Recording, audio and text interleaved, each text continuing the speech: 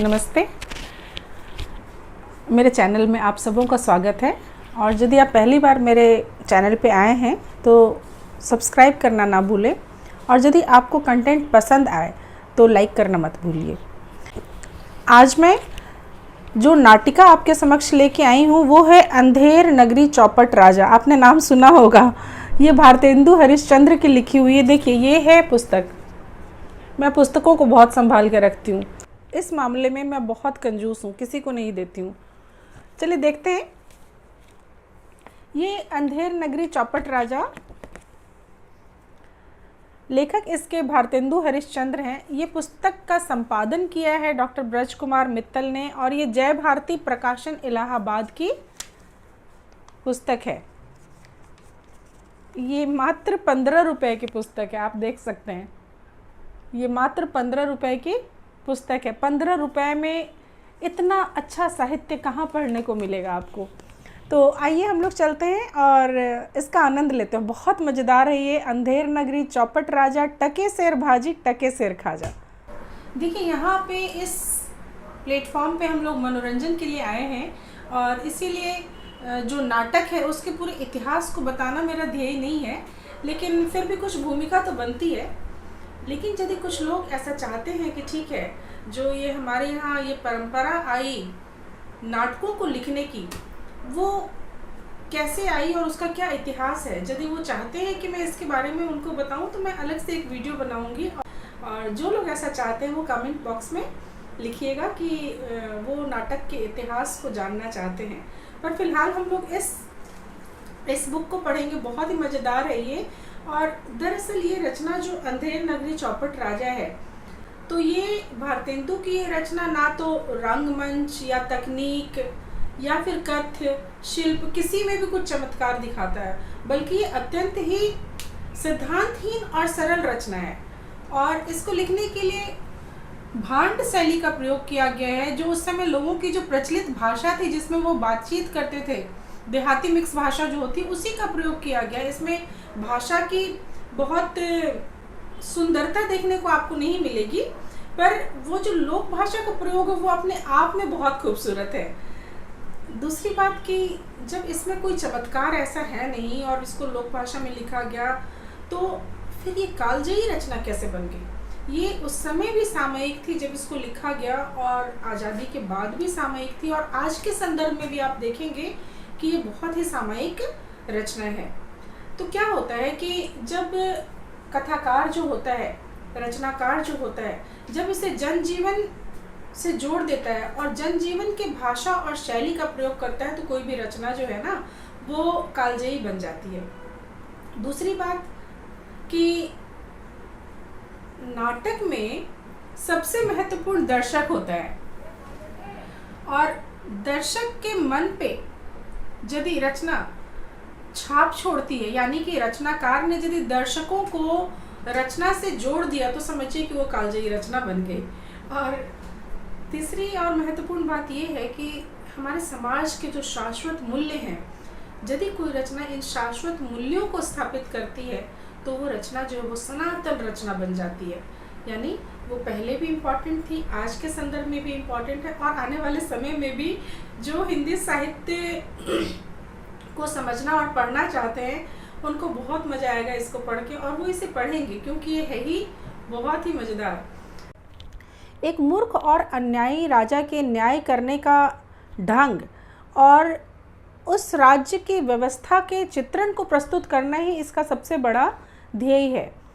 और संपूर्ण कथा का उद्देश्य ही यही बताना है कि यदि शासक मूर्ख और अन्यायी हो तो क्या से क्या हो सकता है। ठीक है, इसके कथानक को यदि देखें तो बहुत ही मज़ेदार है कि एक बार क्या होता है कि एक आदमी की बकरी दूसरे आदमी के दीवार के नीचे दब के मर जाती है। तो राजा के सामने प्रस्तुत किया जाता है कि भाई मेरी बकरी मर गई है। फरियाद लेके जाता है वो बंदा कि ठीक है, मेरी तो बकरी मर गई है, अब क्या किया जाए। तो राजा बोलता है ठीक है, सो जिसकी दीवार है उसे बुलवाया जाए। तो उस व्यक्ति को बुलाया जाता है। तो वो कहता है कि भाई दीवार के नीचे दब के बकरी मरी है, इसमें मेरा क्या दोष है। तो ये सज़ा देखिए, दीवार जिसने बनाई है ये सज़ा उसको दे दीजिए, है ना।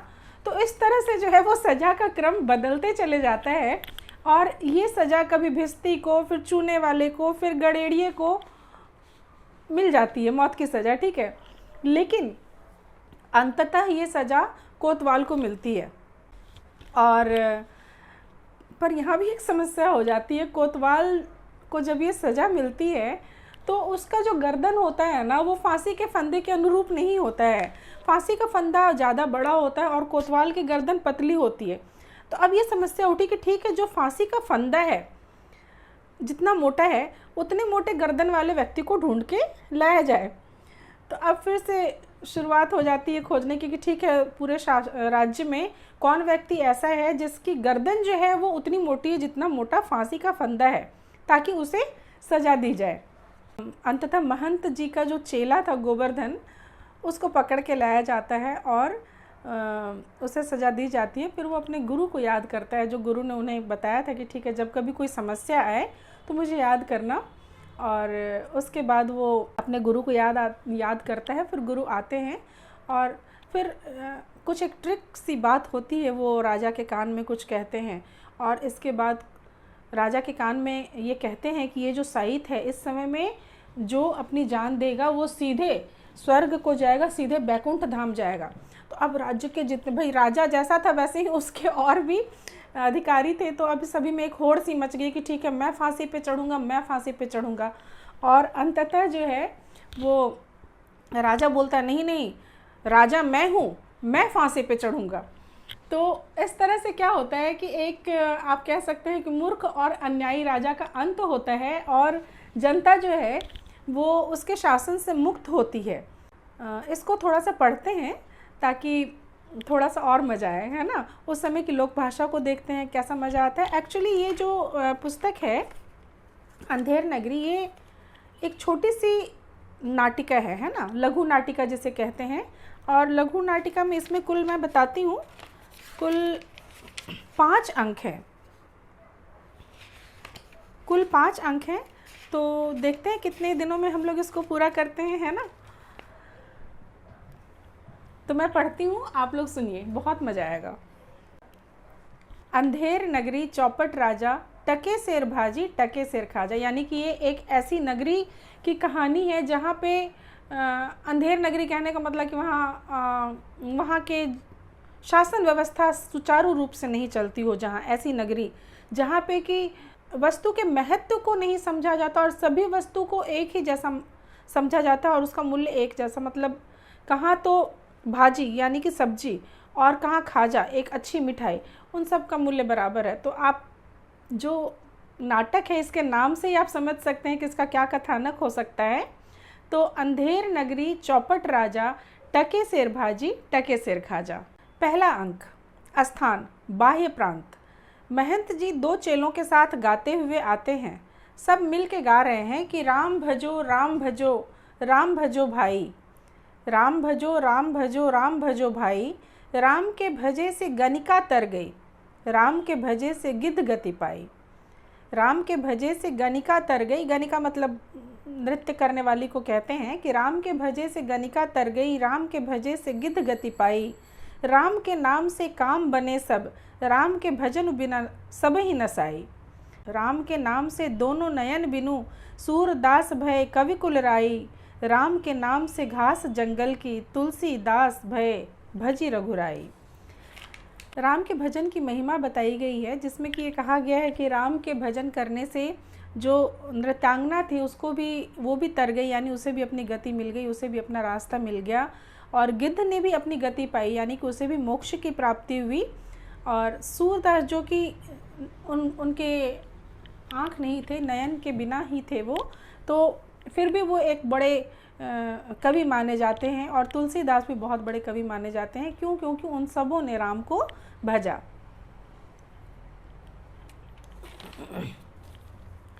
महंत कहता है कि बच्चा नारायण दास, यह नगर तो दूर से बड़ा सुंदर दिखलाई पड़ता है।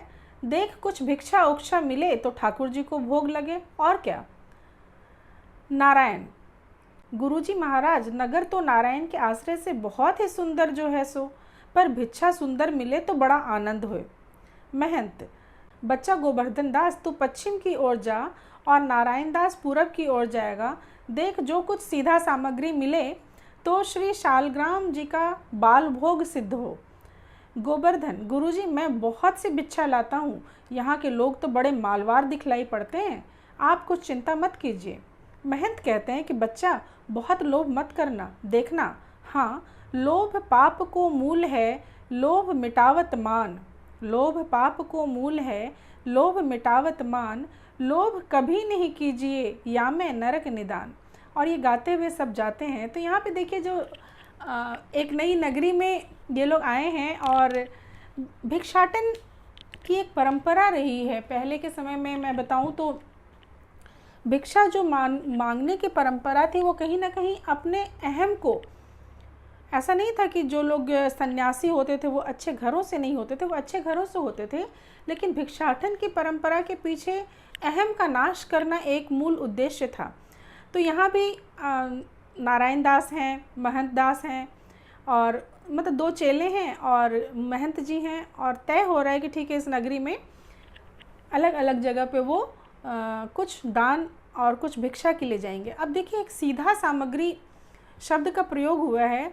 अब तो दान की परंपरा ही कहीं ना कहीं इस तरह से ख़त्म हो गई है। सीधा सामग्री का अर्थ होता था कि प्रतिदिन के खाने में, जैसे मान लीजिए कि चावल है, मैं एग्जांपल देती हूँ आपको कि मान लीजिए चावल है, 2 डब्बा चावल किसी के यहाँ बनता है, तो ये नहीं है कि एक पूरे बर्तन में से चावल निकाला जाएगा उसके लिए अलग, नहीं, जितना प्रतिदिन खाना बनता है उसी में से उसे 1 मुट्ठी 2 मुट्ठी निकाल के उसको दान के लिए रख दिया जाता था। और गांव घर में कई बार इसे मुठिया भी बोलते थे, यानी कि सबके लिए जो भी बनना है उसमें से 1 मुट्ठी निकाल के दान के लिए अलग दे देना, तो उसे सीधा सामग्री बोलते थे। आजकल तो गांव घरों में भी ये परंपरा कहीं ना कहीं विलुप्त हो गई है। तो यहाँ पे वो यही बोलते हैं कि ठीक है देखते हैं कुछ सीधा सामग्री मिले तो मज़ा आएगा। तो खुश बहुत हो रहे हैं सब लोग, क्योंकि वो बोल रहे हैं ये नगर तो बहुत ही सुंदर दिखाई पड़ रहा है दूर से। ठीक है, दूसरा अंक जो है वो एक बाज़ार का सीन है। बाज़ार में सब अलग अलग तरह के लोग बैठ के कुछ ना कुछ बेच रहे हैं। तो वो कैसी भाषा का प्रयोग करते हैं अपना सामान बेचने के लिए, ये देखिए इसमें कहीं ना कहीं बहुत व्यंग्य भी छिपा हुआ है। इसको यदि आप पकड़ पाएँ तो बहुत ही अच्छा रहेगा। चलिए देखते हैं।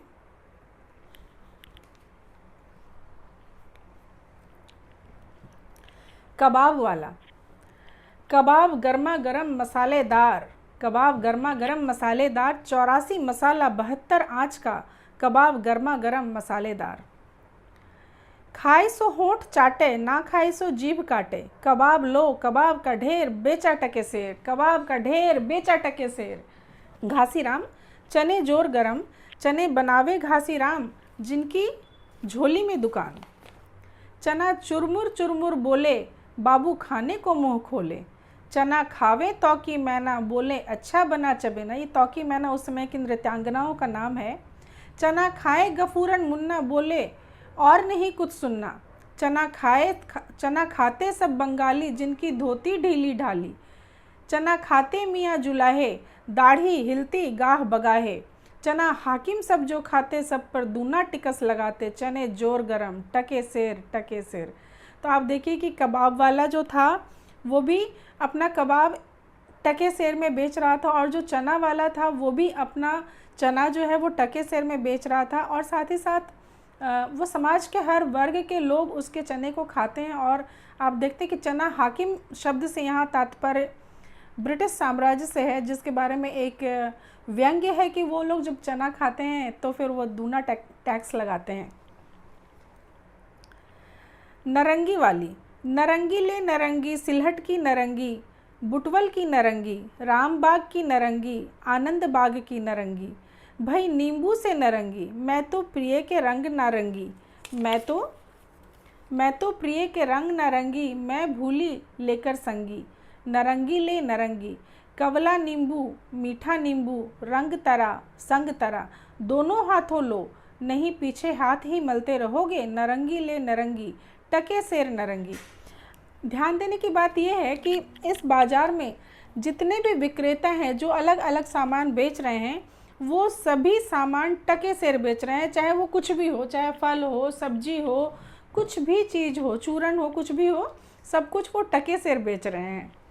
हलवाई, जलेबियाँ गर्मा गर्म, ले सेब, इमरती, लड्डू, गुलाब जामुन, खुरमा, बूंदिया, बर्फ़ी, समोसा, पेड़ा, कचौड़ी, दालमोट, पकौड़ी, घेवर, गुपचुप, हलवा ले हलवा मोहन भोग, मोयनदार कचौड़ी, कचाका, हलवा नरम चबाका, घी में गरम, चीनी से तरातर, चाशनी में चबाचब, ले भूर का लड्डू, जो खाए सो भी पछताए, ना खाए सो भी पछताए, रेवड़ी कड़ाका, पापड़ पड़ाका, ऐसी जात हलवाई जिसके 36 कौम है भाई, जैसे कलकत्ते के विल्सन मंदिर के भितरिये, वैसे अंधेर नगरी के हम, सब सामान ताज़ा, खाजा ले खाजा, टके सेर खाजा।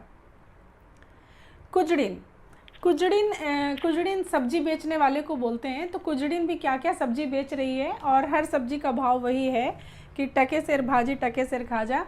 तो कई बार क्या होता है कि कई बार जब सब्जी लेने जाती हूँ और वो लोग भी जब सारी चीज़ें एक ही रेट रखते हैं तो मेरे मुंह से अनायास ही निकल पड़ता है कि भाई ये क्या अंधेर नगरी है, सभी चीज़ एक ही भाव है, सभी चीज़ टके सेर है, कोई अंतर नहीं है। गोभी भी 40 रुपये किलो, परवल भी 40 रुपये किलो, और भी जो भी सब्जियां हैं उपलब्ध वो सभी कुछ 40 रुपये किलो। तो कई बार अनायास मुंह से निकल आता है कि ये तो अंधेर नगरी हो गई है ना।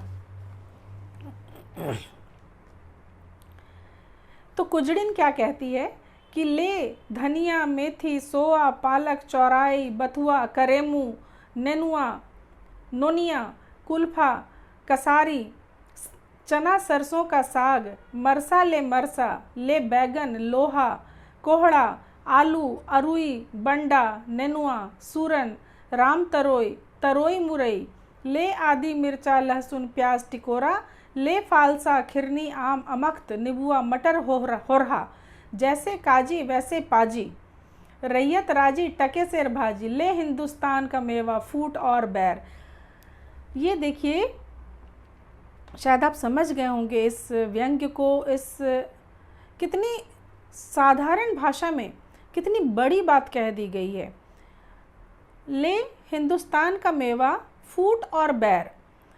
तो आपको ध्यान होगा कि थोड़ा सा इतिहास से जोड़ लेते हैं इसको, कि आपको मालूम होगा कि डिवाइड एंड रूल की जो पॉलिसी आई थी जिसमें अंग्रेज़ों ने बंगाल का बंटवारा कर दिया था, और बंगाल का बंटवारा करके ये कहा था कि ठीक है हम बंटवारा इसलिए कर रहे हैं क्योंकि एडमिनिस्ट्रेशन में सुविधा होगी, प्रशासन करने में सुविधा होगी, लेकिन इसके पीछे बात कुछ और थी।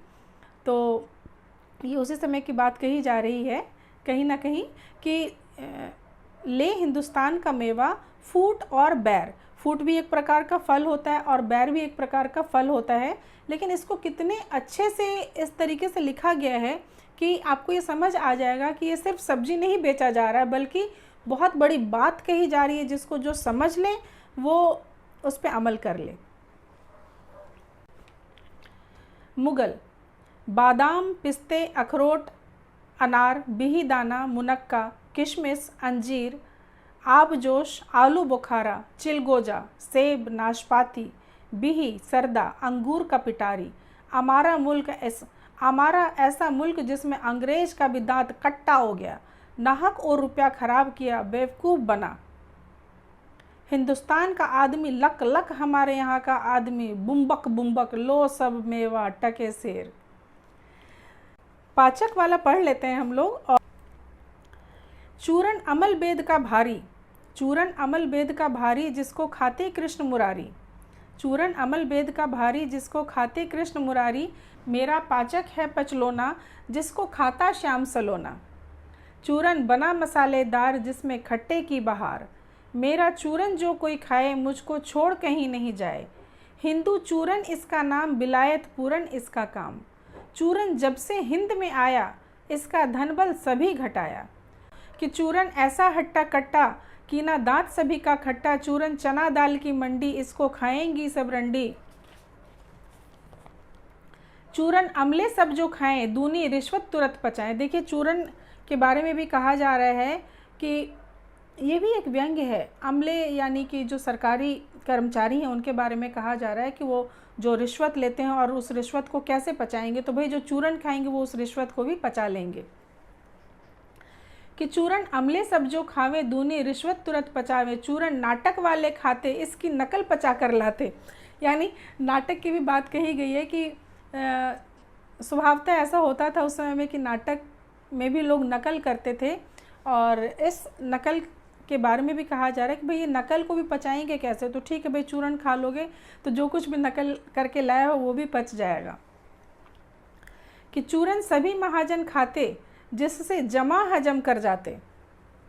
आप समझ रहे होंगे यहाँ पे कि महाजन जो लोगों को समय पे पैसे देते थे ज़रूरत पड़ने पे, और उससे कहीं ना कहीं बहुत जो वापसी ली जाती थी रकम वो बहुत ज़्यादा इंटरेस्ट रेट पे वापसी ली जाती थी। या तो ऐसे करके बहाने से वो क्या करते थे कि किसी का पैसा जो उनके पास जमा होता था उसको भी वो हजम कर लेते थे।